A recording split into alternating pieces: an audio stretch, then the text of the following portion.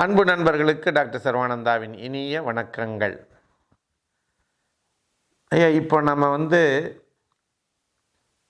விலங்குகளுக்கும் நாம் ஹோமியோபதி சிகிச்சையை பற்றி சொல்லி வந்து கொண்டிருக்கிறோம். அந்த சிகிச்சையில்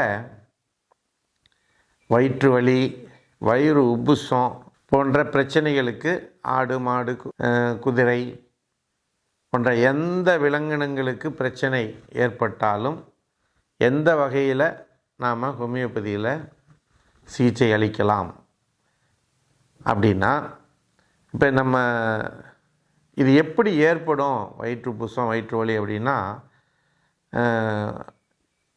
அது சாப்பிட்ற பொருளில் ஒவ்வாமையான உணவுகள் சேரும் ஒன்று, அல்லது இந்த இளம் பயிர், இப்போ சோளப்பயிரோ மற்ற பயிர்களோ இளம் பயிராக இருந்ததுன்னா அதில் ஒரு என்ன சொல்கிறது, முழங்குன்னு சொல்லுவோம், ஊசி மாதிரி குத்தி இருக்கும், அது பிடிச்சா சொன்ன மாதிரி பிடிக்கும், அது கையெல்லாம் அறுக்கிற மாதிரி இருக்கும். அந்த உணவுகளை அதிகமாக எடுத்துட்டாலோ, அல்லது இந்த ஆமணக்கு தலை, கேஸ்ட்ராயில் சீடு, ரிசினஸ் கம்யூனிகேஷன் சொல்கிறோம் இல்லைங்களா, அந்த தலைகளை அதிகமாக எடுத்தாலோ, அல்லது அதில் இருக்கக்கூடிய அந்த தலைகள் இருக்கக்கூடிய பூச்சிகள் அது உள்ளே போயிட்டாலோ ஆடு மாட்டுக்கு வயிறு அப்படி பெருசாக உப்பிடும், வயிற்று வலி இருக்கும்.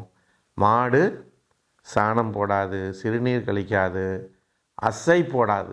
அதாவது உள்ளே போன உணவை, சாப்பிட்ட உணவை மேலே கொண்டுக்கிட்டு அசை போட்டு தான் அது ஜீரணிக்கும். அப்படி ஜீரணமாகாத நிலையில் இருக்கக்கூடிய எந்த விலங்கினமாக இருந்தாலும் நாம் ஹோமியோபதி மருந்தான கொலிச்சிக்கம் 200 பவரில் தண்ணியில் கலந்து அதற்கு 10 நிமிஷத்துக்கு ஒரு முறை கொடுத்தோம்னா அது கம்ப்ளீட்டாக அந்த இது சரியாகும்.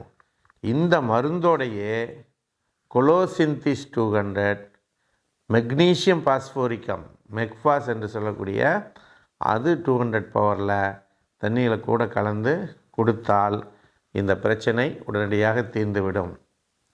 இந்த ஆடு மாடு பண்ணை வளர்ப்போரும் சரி, அல்லது இந்த விவசாயிகள் தங்களுடைய